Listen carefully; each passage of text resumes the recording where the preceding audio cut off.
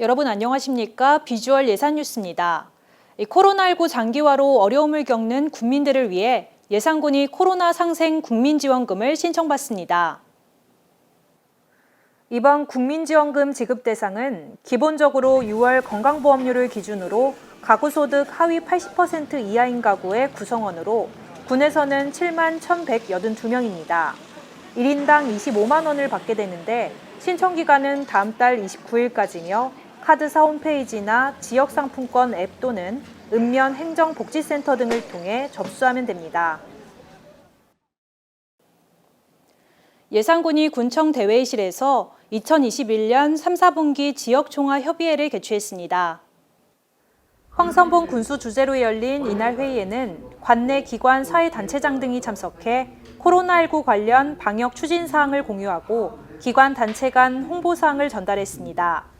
또 지역사회의 코로나19 발생 및 확산 차단과 지역경제 활성화를 위해 협력할 것을 다짐하는 한편 추석 명절 위문 계획 등 당면 사항에 대해서도 논의했습니다.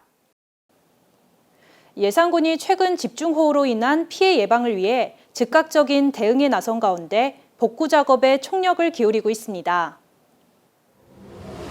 예산군에는 지난달 31일부터 1일까지 이틀간 지역 강우량 평균 171mm, 최고는 응북면에 232mm의 많은 비가 내리면서 4명의 이재민이 발생하고 총 825건의 시설 피해가 접수됐습니다. 당시 군은 즉시 재난안전대책본부를 운영하고 배수 펌프장을 가동하는 한편 예당저씨 수문 개방에 따른 하천 주변 출입 통제 조치를 내렸습니다.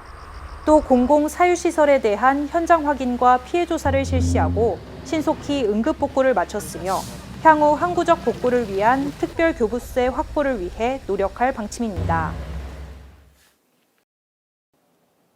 예산군이 2021년도 3, 4분기 읍면장 회의를 갖고 현안 업무를 공유했습니다. 황선봉 군수 주재로 열린 이날 회의에는 각 부서장 및 읍면장이 참석한 가운데 부서별로 주요 현안 사업을 보고했습니다. 또 코로나19 지역 확산 등 당면 사항에 대한 문제점과 해결 방안을 모색하고 향후 추진 계획 등을 논의했습니다. 예산군이 안전하고 쾌적한 추석 명절을 위해 시설물 안전 점검과 환경 정비 활동을 실시합니다. 군은 충의사와 추석호택, 예당 관광지 등 관내 주요 관광지 일원의 고사목 제거 및 제초 작업을 실시하고 조경수 전정 등의 정비 사업을 추진합니다. 또 병해충 방제를 위해 가로수 및 조경수에 대한 소독과 시설물 작동 상태 및 기능 유지 여부, 사고 발생 취약 요인 등을 점검합니다. 아울러 군은 코로나19 확산 방지를 위해 다중이용시설에 소독제를 살포하는 등 방역 관리를 강화하기로 했습니다. 예산군은 추석 명절을 앞두고 연고가 없는 묘지를 찾아 벌초 봉사활동을 벌였습니다. 덕산면 새마을 지도자협의회는 회원 50여 명과 함께 덕산면 둘리 공동묘지 내 분묘 30여 개에 대한 벌초와 넝쿨 제거 작업을 실시했습니다.